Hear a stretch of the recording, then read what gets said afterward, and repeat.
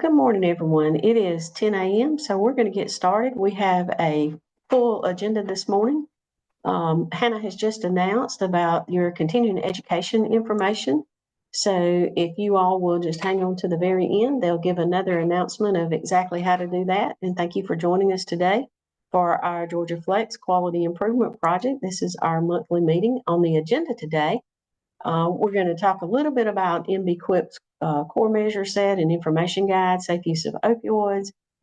What I'm waiting for and excited to bring you all today will be you presenting, some of you, on your quality council, your action plans. We have some very good stories today. We'll give a quick project timeline update at the end, some resources, and question and answers. If you have any questions, please feel free to put them in chat at any time and also let us know as we're going through. I'm Melody Brown, better known throughout the state for the most part as Mel. I will be your lead from going forward from today. Karen Holtz is no longer with us. We were sad to see her go, but anyway, if you have any questions, comments, or needs for technical assistance, please don't ever hesitate to reach out to me. Here is a quality reporting timeline for your data submission. Unfortunately, it has passed from May the 15th, 2025, and then again it'll be May the 15th of 2026. Potential reporting, public reporting will be in October, and then payment determination for 2025 will be fiscal year 2026. We have included a link at the bottom, and these slides are available out on our website. The link has already been dropped over in chat, so you will have access to the slides and the link at the very bottoms that will take you to your timelines. Just a quick review over the MB-QIP 2025 measure core set information guide. Karen has gone over this a few times, but we just wanted to bring it back to your attention. We'll discontinue the hospital commitment to health equity.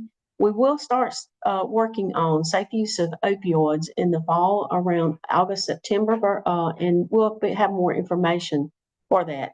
Again, we have included a link at the very bottom of the slide that you can go to and get more information, or just as a quick reference.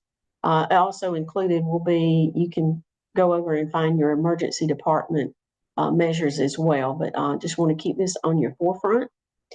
We will be transitioning over to safe use of opioids, again, around August, for sure in September.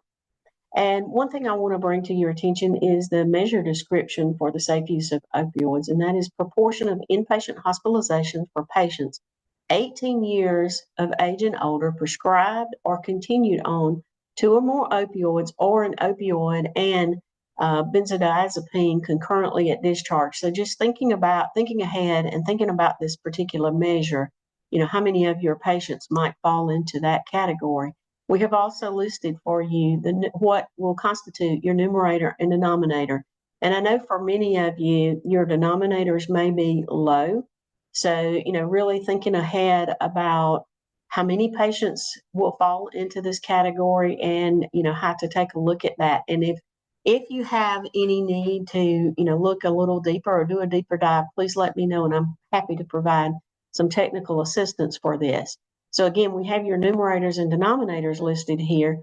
There are some exclusions that, pay close attention to, and that's where patients have cancer pain that begins prior to or during the encounter, or are ordered or are receiving palliative or hospice care to include comfort measures, terminal care, and dying care during the hospitalization or in an emergency department encounter for observation stay immediately prior to hospitalization, patients receiving medication for opioid use disorder, patients with sickle cell disease, patients discharged to another inpatient care facility or left against medical advice, and patients who expired during the hospital stay.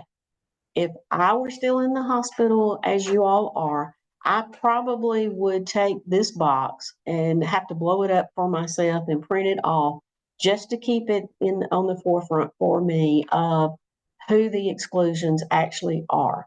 And again, any questions or comments or thoughts on this that you need to talk a little bit further or drill down a little bit, I am more than happy to try to go on this journey with you and help you as you're setting up. If you haven't already, and I know some of you have, to look at this measure more in detail. We did have a question last month: when including physicians in my data, should we include ED physicians? And thanks to Dawn at the State Office of Rural Health for helping us out with this.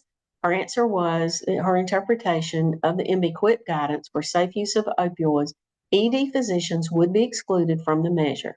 The numerator and denominator descriptions both specify inpatients at discharge, so ED encounters and ED physicians would not be included. So we want to give a great thanks to Dawn for helping us out with that and giving us an answer. So you all can refer back to that. And again, if you have any other questions, please let us know. You can drop them in the chat now, and we'll make sure to look at those and get them to the appropriate person if we can't answer. For domain 3, we do have the data analysis components. One thing I'd like to bring to mind right now is data is very important. Y'all have done a fantastic job throughout this whole time of working with us and the State Office of Rural Health and really honing up your data, making it robust, making it easy to follow, and really giving a return on investment for the time that you are spending with the data and analyzing to get more information out. If there's one thing that I continue to hear for the future and as we go forward, data is so critical and so important to really knowing where you are and really giving your picture of where you are and how things are going in your hospital. So this is just a quick overview. You can have dashboards. If you don't have a dashboard, you don't have to. I've seen some of the huge, big ones. That's great if you have the capabilities to do that. If you don't, just at least having charts and graphs that can really tell your picture and tell what's going on in your hospital. And then also benchmarking. The State Office of Rural Health does a great job of being able to give us some benchmarks as well as some of the other critical data that you can find online. I have found, even like some of the information we had shared last year, I believe, on findhelp.org. And there are some, statewide information out on some of the different sites. So again, if you need some benchmark data, let us know, and we'll try to assist with that as well.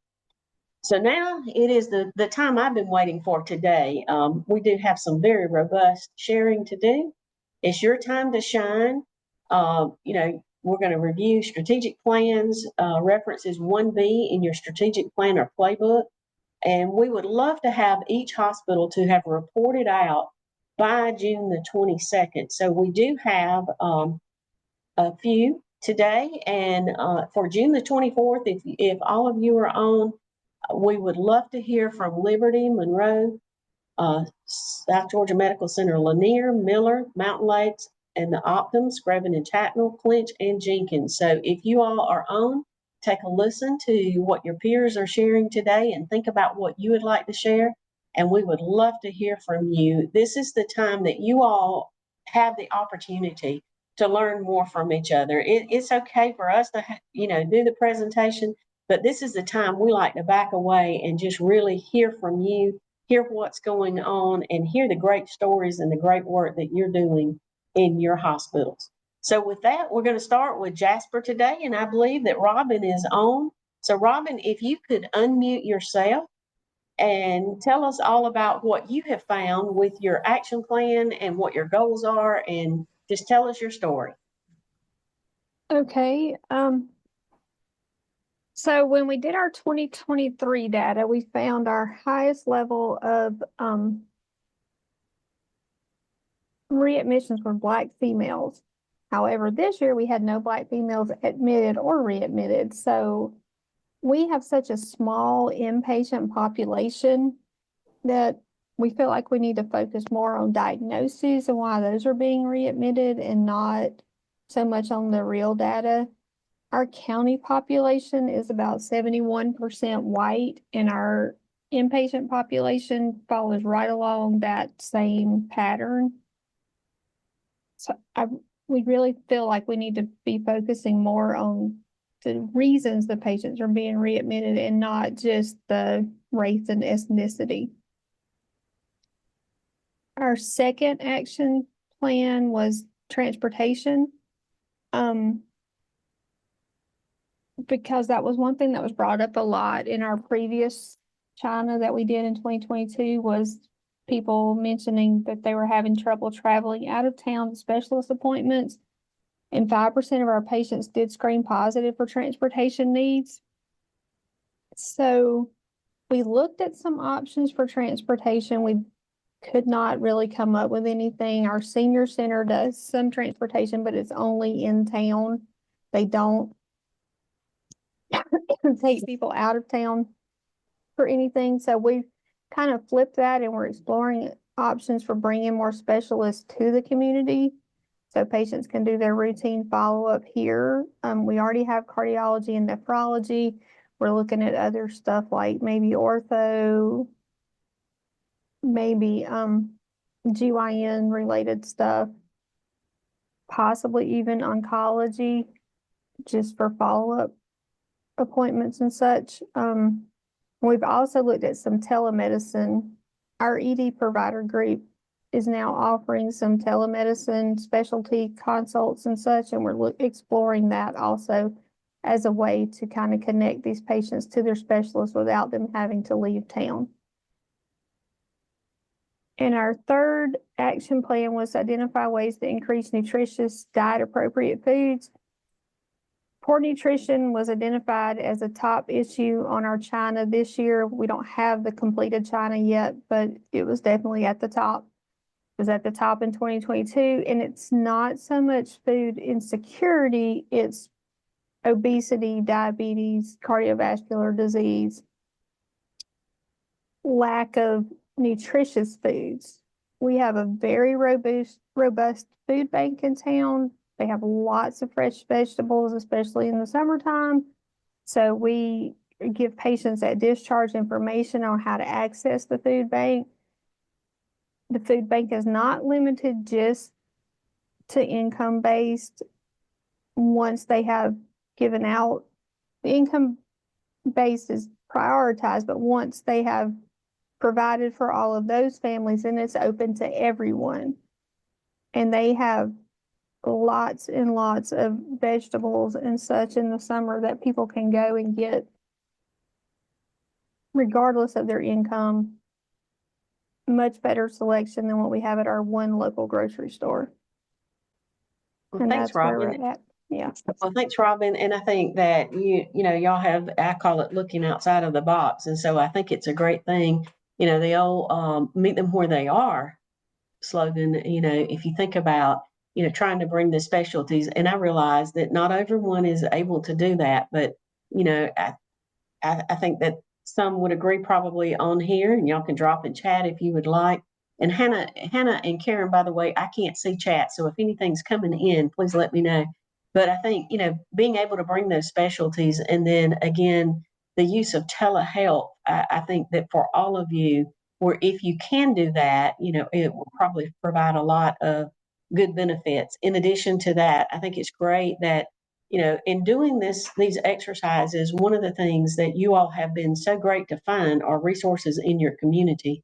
And so having a robust food bank that at least can provide not only for income based, but then being able to provide for those that need it. And, being you identifying that poor nutrition is an opportunity, gives you the opportunity as well to be able to provide those resources and link the community resources to the patient. So I think great job.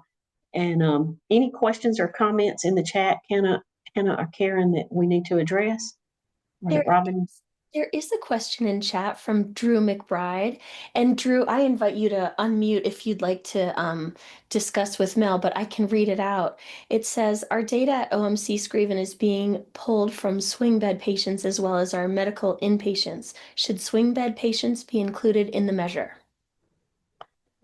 Drew, I'm going to make sure about that. I will talk with Dawn and Amanda from the state office just to make sure. So we will give you the answer to that. I will give it to you as soon as I find, but we will also I will also have the answer for that next month. Okay. I'm a little bit conflicted it seems like you are, as to truly the inpatient and versus how the swing bed. And I know that came up at the very beginning of our work with the health equity and social determinants of health. So give me just a little bit of time and I will get you an answer back, and then we will address that at next month. Thank you so much. Thank you, Drew. Karen, any other comments in the chat at this time? That is it, Mel, for now. All right, thank you. And again, Robin, we thank you for sharing. We look forward to seeing how you resolve some of these issues or how you continue to address. But again, I think this is a good opportunity to align those community resources, and doing this work has helped you, I hope, to identify some of the things that are going on, and then that next level that can be given to the patients. So again, thank you for sharing, and we'll go on to the next group.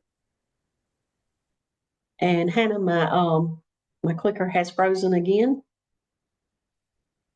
All right, so we're going to ask Angelina and Lashana from Peach to Navicent Peach to share your data and information. So Angelina or Lashana, if y'all could come off mute, please. Good morning. Lashana will be presenting for us this morning. All right, good morning. And I'll go ahead and go to the next slide. And if y'all will tell me next slide, I'll be glad to advance. Can you guys hear me okay? Right. Yeah. Good morning, Lashana. Good morning. Okay, had to switch my speakers. Good morning, everyone. So I'll be presenting for Peach today. You can go to the next slide. We always give our data disclaimer. All right, and Hannah, if you will, for whatever reason, there you go. So here is our lovely Atrium Health Navicent Peach. It is a 67,000 square foot healthcare facility. It has 25 private rooms, 14 emergency treatment rooms, 2 trauma rooms, an extended care program for rehab, state-of-the-art orthopedic operating room, 2 endoscopy suites, CT scans, digital mammography, bone density, ultrasound, and a mobile MRI.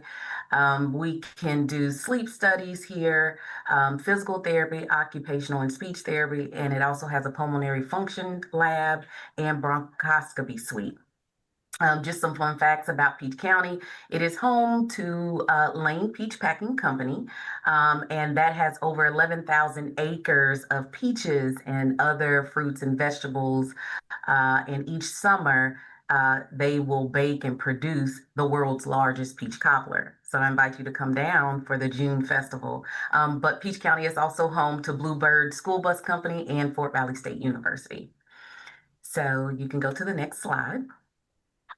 Right, and Lashana, before you go on, thank you for that invite to Peach County. And I will say I was in Peach County on Saturday and visiting with you all. So Lane Orchards is a good place to go, but there are plenty of things.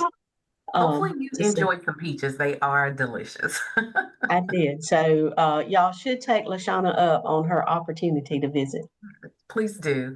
But this is just a snapshot of the data that we collected and analyzed that laid the groundwork for our strategic health equity plan. So we reviewed the 2023 annual admissions data using a variety of sources that you see there that's available within our hospital system. Over 1,400 hospital admissions at Peach Hospital, 45% were Black or African American, 54% were white, and 1% were identified as other. And during that year, Peach had 84 total readmissions. So next slide. So our goal was to impact readmissions by decreasing the overall rate. So looking further into readmissions, we found that Blacks or African Americans disproportionately readmitted at 67% compared to whites at 33%. Our data further revealed that African American females made up the largest percent of readmissions at 65% among Blacks. So we wanted to understand from a data perspective what was driving readmissions among African American females, and found that RBC disorder, or sickle cell disease in particular, was the primary diagnosis among African American females. Next slide. And so we also looked at the SDOH data that was available at the time and found that food insecurity ranked highest among SDOH needs, followed by transportation, utility, housing, and safety.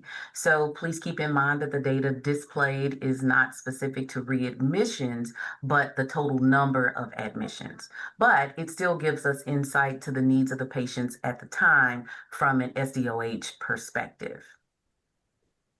Next slide. And so I won't go into a whole lot of details on this slide due to our time restraints, but I wanted to provide this to provide more context into the SDOH data for the group. So please feel free to review this when the slides are made available, but this just shows our positive rates within those SDOH screens at the time in 2023. Next slide. And so this is moving to Peach's 2024 readmissions data. The number of cases you can see here is 33. So this data is specific to patients with a primary diagnosis of sickle cell, and it includes male and female patients. So I want to make that clear. Our data system is undergoing a huge update for the past several weeks and will be available this week at some time. So I could not get data that was specific to African-American females in time for this presentation. But there were 33 patients that were admitted with a primary diagnosis of sickle cell in 2024, males and females included. However, our O to E, which stands for observed over expected rate, was still high at 1.8. So as far as O to E, just to give you a little bit of background, we strive for an O to E that is less than 1. And although our readmissions rate is lower than what we experienced in 2023, it still exceeded what we were expecting because of the expected rate. So just to give you background, the expected rate is a calculated algorithm that is probably better explained by our data gurus and clinical informatics team, but it is a robust calculation that includes data such as age, race, lab results, primary diagnosis, acuity level, all of that information among other clinical points during their admission stay. And so readmission risk scores, which you can see that is color-coded here, are also assigned at initial discharge, and that's displayed. So if they fall in green, then that means they are considered low risk for readmission. Yellow is medium risk, and high risk is red. So as you can see, 24 patients were considered high risk for readmission at the time of discharge. And so this data shows that they did indeed return to the hospital within 30 days.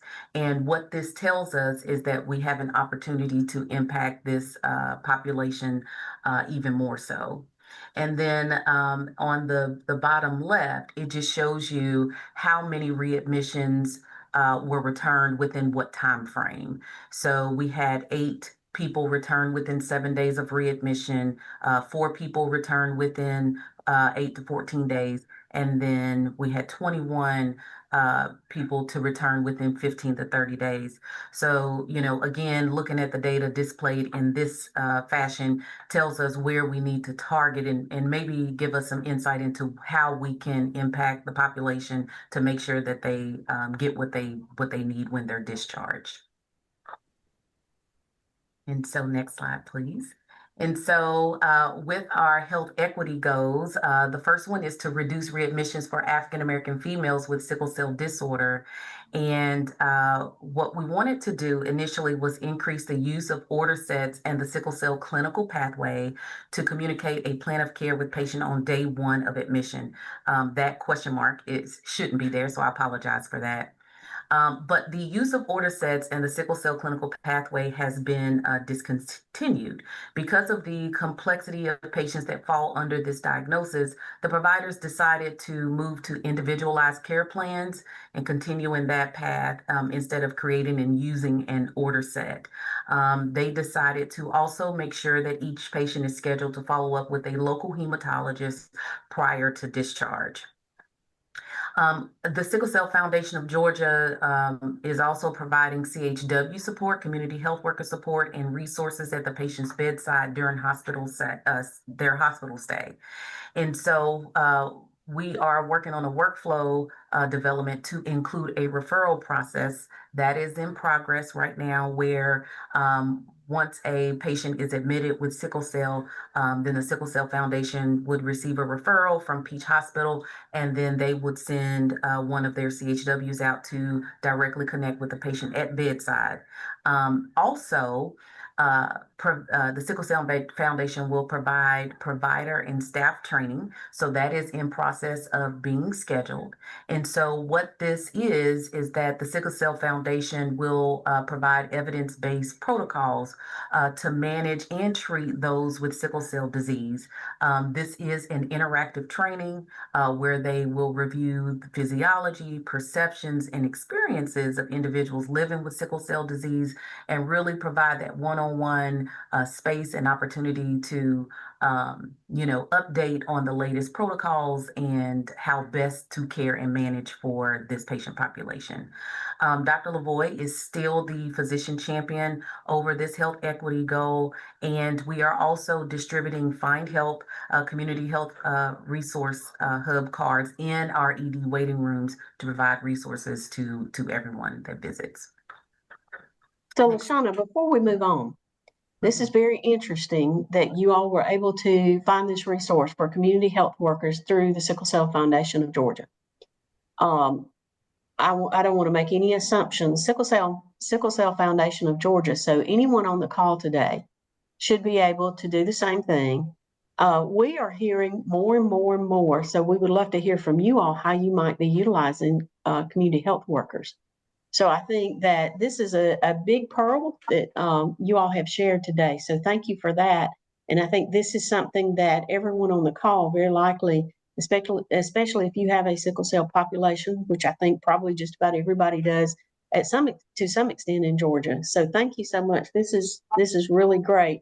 And we want to hear more about, and as this progresses on, we surely want to hear more about how the staff training has gone, as well as, building your protocols and your referral process.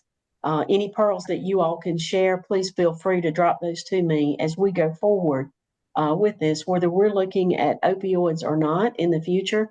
I think that this is an opportunity for everybody to really get a hold of and get on board possibly if they can. So thank you. And now I'll move the slide on like you asked. You're welcome. But absolutely, we'll be happy to do that. Our health equity goal number 2, we want to increase the rate of SDOH screening and referrals. So our hospital system, Atrium Health, has an enterprise-wide goal for SDOH screens, where the threshold goal is at 45%. Our goal is 50% in stretch, which means exceed would be 55%. And so currently we have enterprise-wide data only, so it is not specific to each hospital, but the hospital system is working on our market and individual area hospital rates. And so what we will do once that data becomes available, we will discuss it with our Peach stakeholders, and further able to then look at that data and see what we need to do and how we're able to move forward from that perspective. Also, we want to increase the rate of closed loop referrals, access, and resources. So this is where our Find Help platform really comes into play to help us increase those closed loop referrals. So Native Plus, which integrates Epic with referrals to community organizations, and in I guess what we will receive from the community organizations is feedback on whether or not those patients receive services. And so that would mean that the loop was closed. And so Native Plus was launched in our North Carolina hospital sisters. And so it will roll out to the Georgia market later. And so we're really looking forward to that. And in preparation for that Native Plus launch, we are working to increase the number of trusted partners.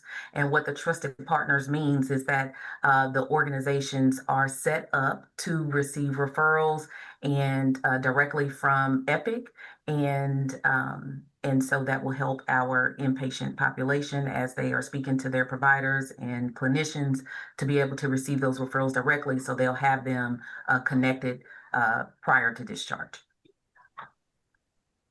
Next slide, please. And Native Plus interfaces with Find Help, so we're able to get those through. Yes.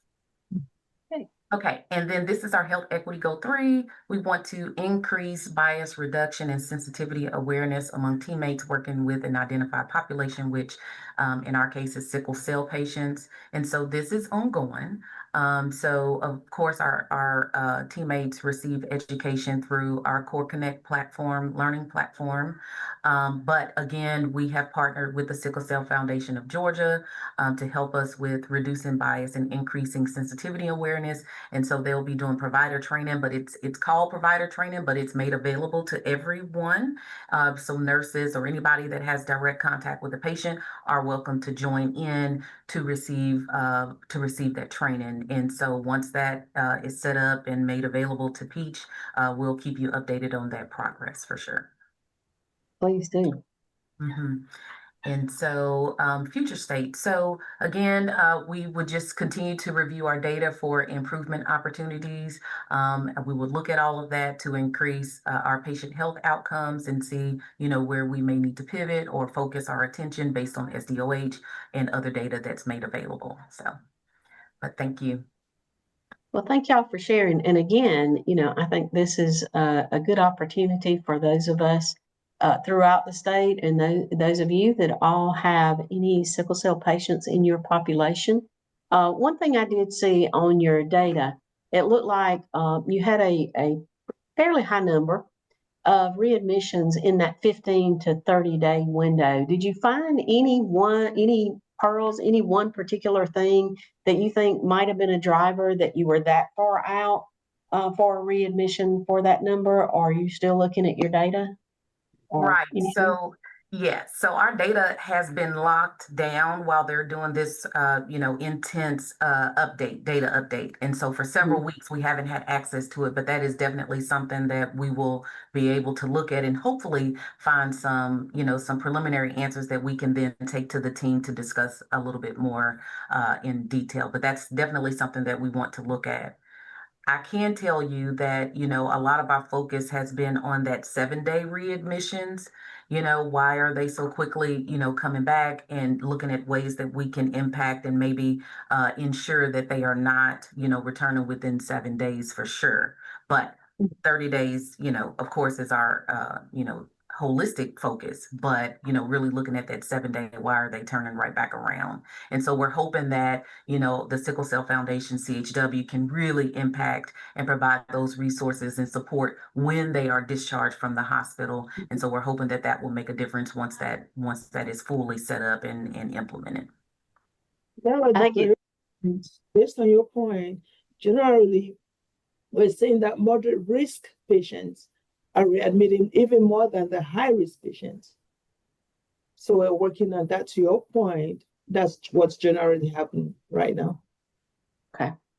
And I think it's going to be good too, whenever you all are able to, I guess I would call it right now, a baseline phase for the Sickle Cell Foundation and your community health workers to see the impact that will have over time, with this patient population. So again, great information shared. Karen or Hannah, do we have any questions over in the chat box for Angelina or LaShawna right now? No questions right now. All right, great job. We appreciate everything and always appreciate hearing from you and look to hear more in the future. And thank you for the invitation to visit Peach County.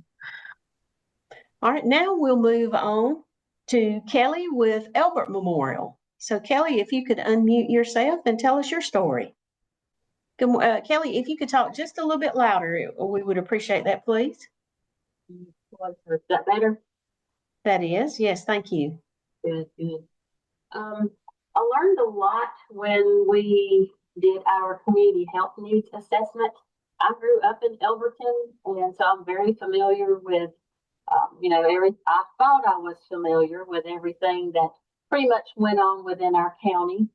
But like I said, I learned a lot with our community health needs assessment that was completed. We worked with Mercer University, their medical department down there. And like I said, all of our data that we received came from them. But of course, they went out through the community and got the data for us. And as you can see, our 3 goals were to identify effective approaches to enhance safety measures for children and persons of color. Our second goal is to identify interventions for patients who lack commitment to overall well-being.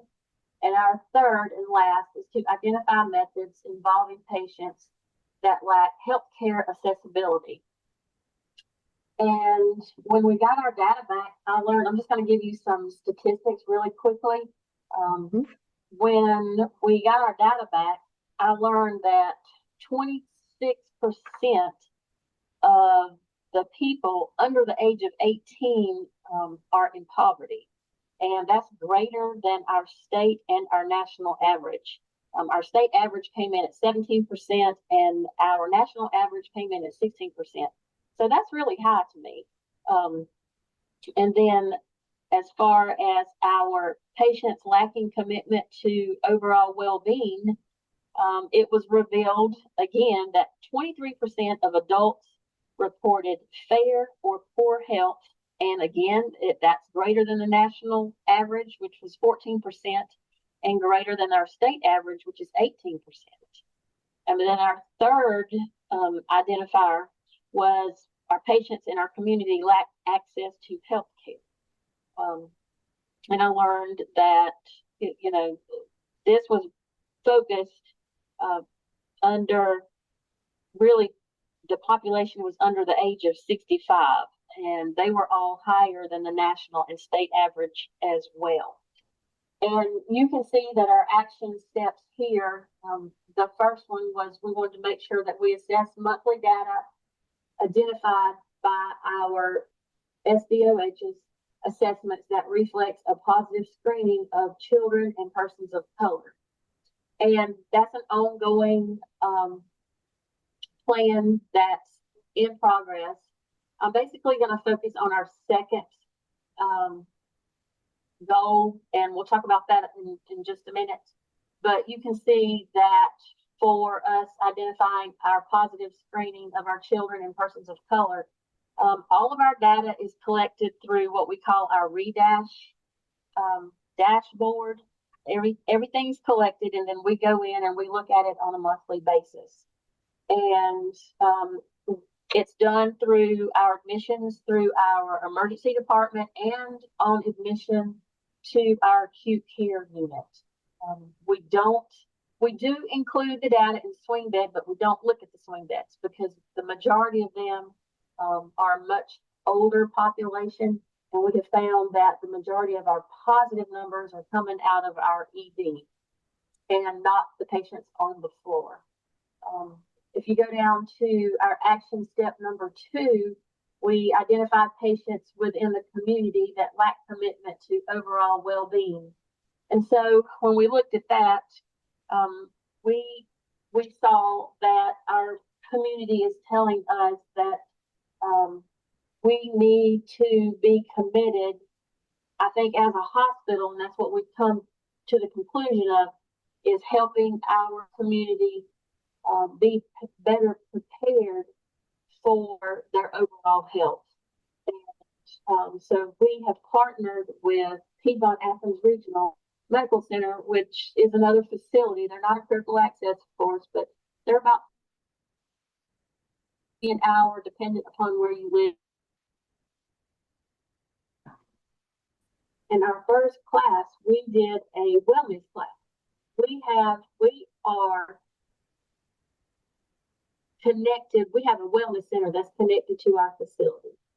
And so what we thought we would do is, talk with our wellness directors. We have people coming in exercise classes. But again, the community, wants to be educated about their health. So again, like I said, we partnered with Athens Regional, and we had their dietitian come over and do a lunch and learn, which I know we've done these things in the past, but it's been several years since we have gotten back engaged with this. And the community really likes these. We found out that it did not take long for our classes to fill up. There were people there were young people, and I don't say young, but there was one in their 20s all the way up into their 80s. So there was a big difference in age, but it did show us that, there's all kinds of people that, especially, with our diabetic population, that are interested in their health. And so we see that our community is fully engaged, and they're eager to learn, and they want to know about their health. So next month, we're going to do, but it won't be about diabetes. Attention. So each month we're going to look at something different, and we look at those different comorbidities based on the information that we've gotten from our health screenings and from our community health needs assessment. We have a tremendous amount of people that smoke here. I was surprised that we lead smoking compared to the national and state average. I mean, we're at like 23%. And so all these numbers, I was really surprised. But again, like I said, we can take this point, smoking cessation. Of course, when you come in the hospital, if you're a smoker, we're going to give you smoking cessation opportunities and education. I think if people, just handing somebody a pamphlet and explain it to them is good. But if you can take it a little further and, like I said, do a lunch and learn, I think that gives people an opportunity to have themselves amongst other smokers, I guess you would say. Because my mom's a smoker. And being a nurse, it does not matter how much I have learned not to stay on her, that's something that she's got to, she deals with it on an everyday basis. And again, I think too, that's important. Can you go back? Yeah, I'm sorry about that. I'm going back. There we go. There we go. And so again, we see that we do know that the public is interested in engaging and talking about their health. So, the lessons that we learned, that the partnerships and collaboration amongst the system-wide facilities and the community are certainly needed. And with us being a small facility, we have great local, I guess you could say, local partnerships with different people discussing health. Like I said, we have the community partnership of Elbert County. We have Elbert Partners for Health.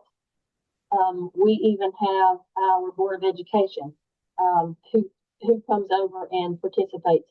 We have a new local nonprofit organization. It's called Bridging Faith Gaps.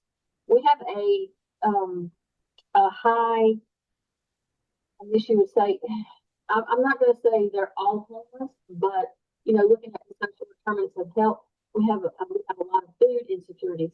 So we do partner with local churches here that have food banks that, once a month, it's called Angel Ministries. They give out tickets for, boxes of food. And it's based on income, of course. Bridging Faith Gaps, I'll tell you, I'm very pleased with this group. They fed, over Thanksgiving, they fed 768 people just by this community partnership with, and it's another faith-based organization. Our third and last action, collect and assess monthly data who lack healthcare accessibility. And we do have a lot of walk-ups, in the ER. just growing up here in Elberton, I have noticed, over the last probably 5 years, our homeless population has increased. And so, those are things that we try to look at too, because when you have a lot of homeless, you're going to have a lot of readmits, especially back into the ER. So that is something that, we're in the progress of looking at that as well. We do have the Elbert County Transit Authority, and we have rideshare program here. And it's like a $3 tab. And we know if those patients that come in that need to go to a doctor's appointment, that they don't have the money or the availability to get to where they need to go, then we give them a rideshare ticket. And all this is done through, of course, like our case management department is a big part of this. Like I said, we look at all of our data on a monthly basis and sit down and share it. I will tell you that something that's ongoing and that we need to do a better job of is our patient family engagement. That is something that we need to get going, I will tell you, and that is a goal of ours by the end of June, is to get that up and get that in place. Does anybody have any questions? Kelly, thank you so much. And Hannah, if you or Karen will check over in the chat box. But one thing that you said at the very beginning that I think folks need to know about maybe a little bit more if they haven't used it, you talked about Mercer University. And we know that Mercer does a lot of outreach. And so can you speak to how you all got in touch with them, or how you made those connections for them to do some assistance with you?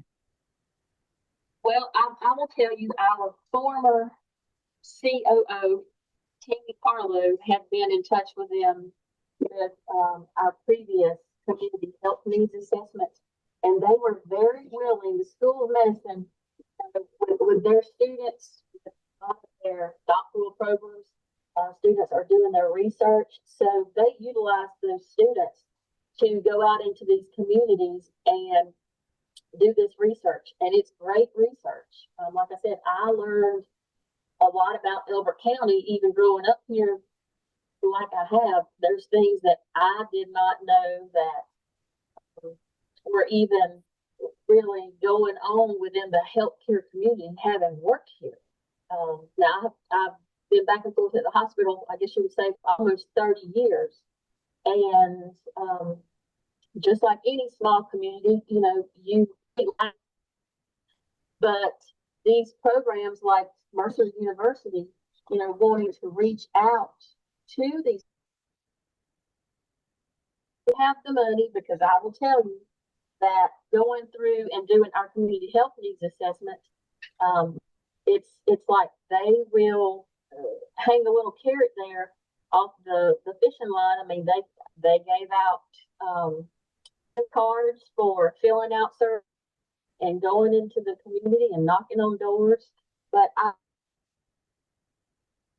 in the chat, as far as if you're interested in their medicine for your community health needs assessment, I can put that in the chat. All right, if you will, please. And so great job. I think too, you brought out, reaching out to your larger hospital nearby, though it's not right there near you, but it's near enough that they were able to offer some opportunity as well. So thanks, Kelly. We appreciate you sharing, and look forward to hearing more and more about your partnerships in the community that you have done. I think it's a great job of everything that you have looked at. And so we're going to move on to our next. We have one more, and we may go a little bit over time. This has been great this morning, so we ask that you hang with us. And Courtney, please tell us your story from down on the southern part of the state at Archibald Brooks. And Courtney, if you could come off mute, please. Good morning, everyone. Can you hear me? We can, yes.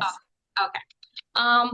I'm from Brooks County, formerly known as Brooks County Hospital. Recently, we had a name change, and it's now called Archibald Brooks. We have been with Archibald since, I want to say, 1987. However, the beginning of last year, I want to say. They just made it system-wide that everybody name changed. So all the hospitals that are within the system are now first name Archbold. So we're Archbold Brooks. Our hospital is a 25-bed critical access facility, and we're located here in the seat of Brooks County. Brooks County has a population around 16,000 individuals, according to the Census Bureau of 23. The community incorporates industry, agriculture, healthcare, schools, and businesses. A lot of the businesses here are local family businesses. We have a lot of antique stores in this area. We're very small. We have 3 red lights, if that could tell you anything. So you can speed right through equipment and you don't even know you've been here. Our area is also known as for football. We come together as a big family when it's football season. That's where a lot of our, we get a lot of volunteers around that time because a lot of people collaborate, come together, and if you want any focus points, that's where you need to go. So one of the things we've done was we had to get together as an organization, and when it was time to focus on health equity, we conducted a gap analysis. Our vice president, she then pointed out with each system hospitals a champion, and for Brooks County, I am the health champion here.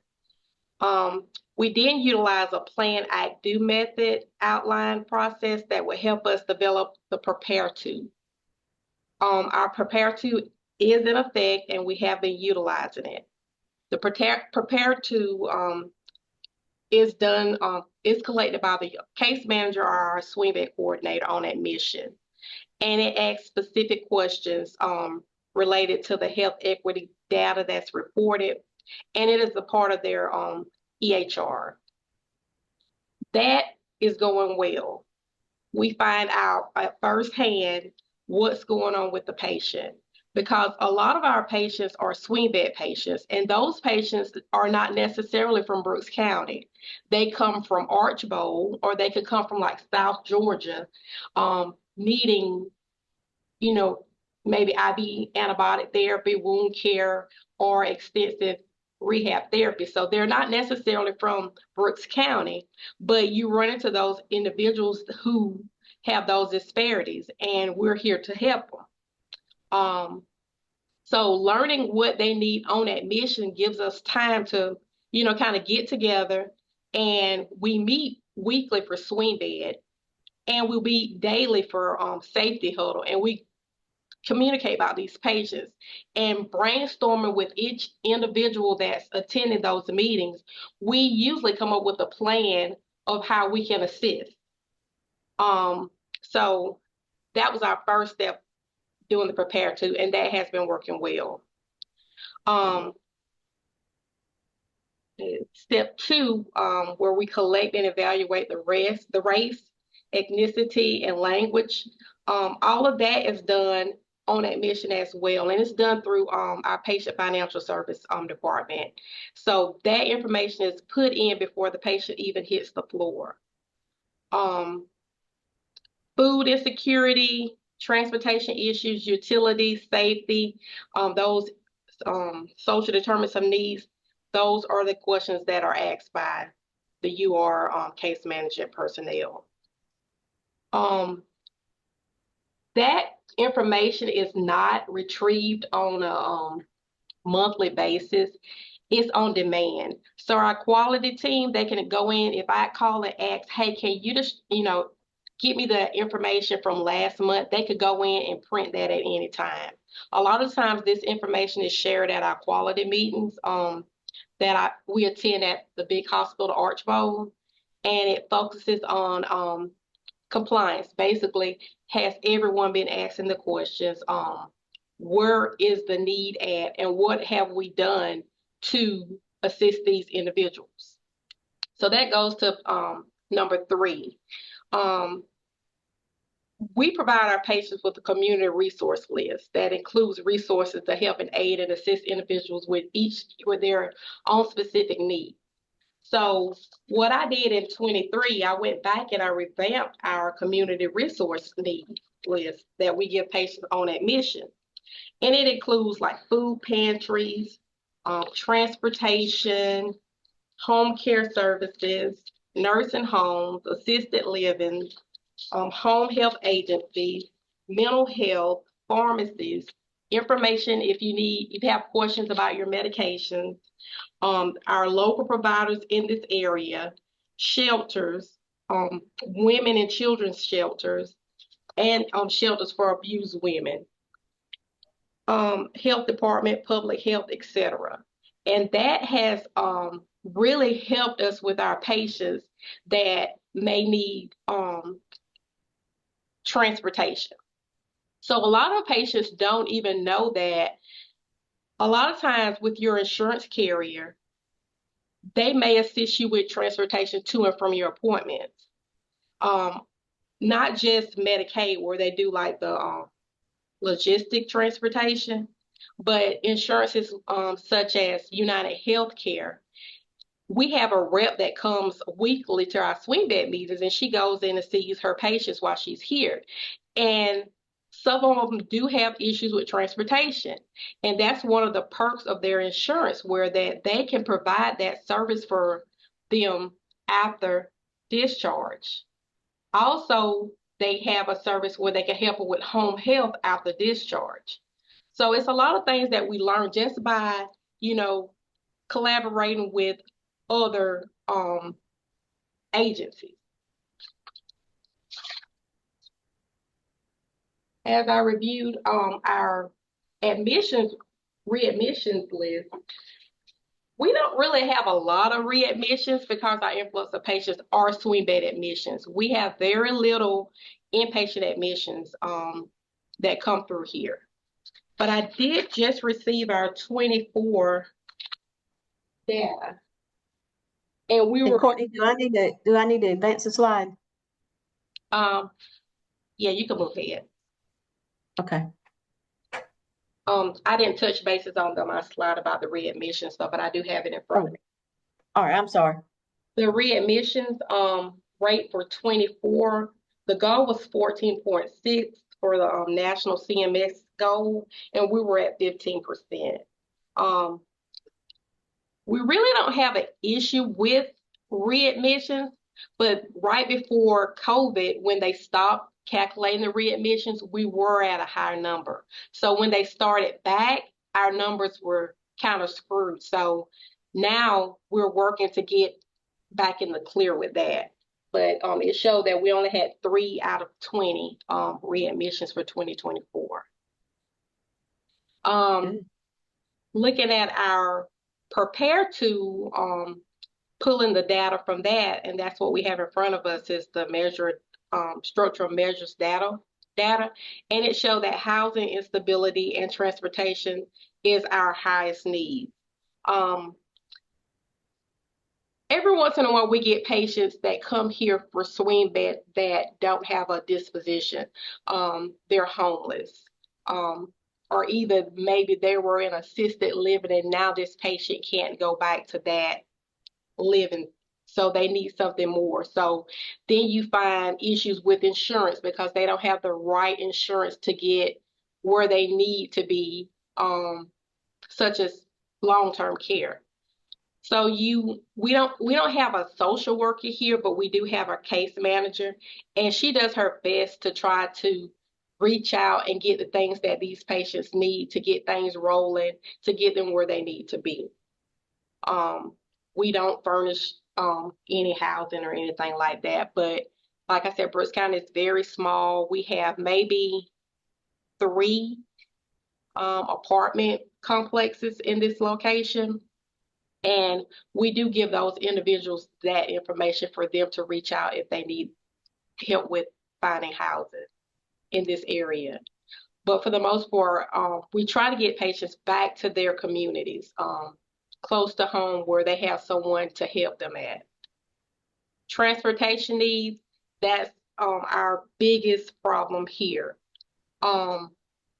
We recently contracted with a new service, 911 service, that provides for Brooks County. So that has improved somewhat because it was a short period of time where we didn't have any EMS covering Brooks County. So it didn't just affect inpatient, it affected the community overall because them calling 911, you didn't have anybody to respond immediately. So we've been working with the EMA, we've been working with the county commissioners, the mayors, the 911 director, just to kind of voice what issues that we're facing that involves transportation. As far as our hospital, one of the things that I did, it's called a Change of Practice project. I did the intra-hospital transportation for Brooks, and that included us getting a van, being able to take our patients that were on swing bed to and from appointments, to make sure that, we're improving patient outcomes and, being cost effective at the same time. It also helped us with our dialysis patients. Our dialysis building is approximately 200 yards across the street, but it requires that you have a patient to be transported to and from that entity. Well, it was costing us maybe right at $500 per day. And then you have those individuals going to dialysis 3 times a week. So that was like $1,500. So by us having that van and being able to take that patient to and from dialysis, we saved tremendously there. We also budgeted to get a stretcher van. So we're hoping that that comes into play. We've already purchased our stretcher.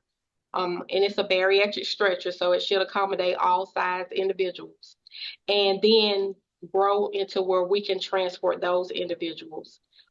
We want to increase our admission so that we can open up a transport cost center. So we have transporters, because right now we utilize our security and we utilize engineering to do transport, as well as we send either a nurse with the patient or a tech.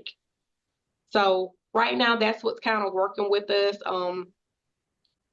I heard one of the people on one of the other calls say that maybe including like churches that have church vans to assist with transportation. That's a great idea, because we do kind of encourage our patients who can ambulate or go by wheelchair to have family to take them to and from their appointment, so they can have family involvement, keeping the patients involved in their care, and making choices that has improved overall satisfaction as well. We also do reaching out to the community. We do community health fairs, and we include churches with that. We have the churches, we have school involvement, we have actually our pharmacist here, we utilize her church because it has a big gym, and we have the food bank. We have different, organizations joining us for these health fairs that we usually do once a year.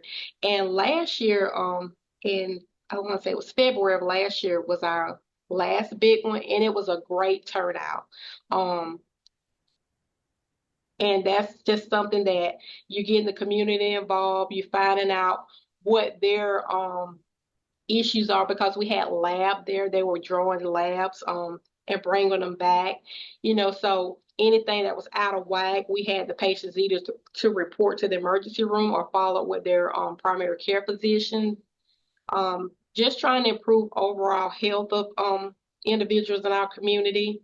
We had individuals from the hospital here. We passed out what it's called.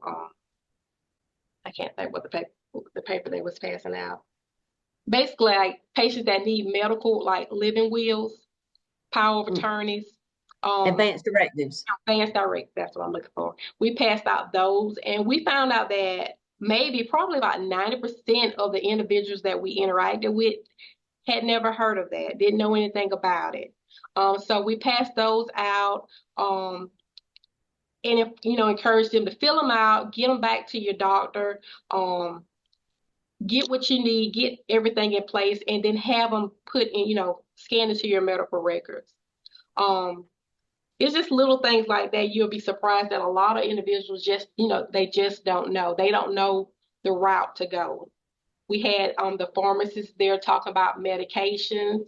We had actually 2 physicians that attended that talked about, one was a kidney doctor. So he talked about the effects that cause, a lot of the kidney damages like diabetes, hypertension.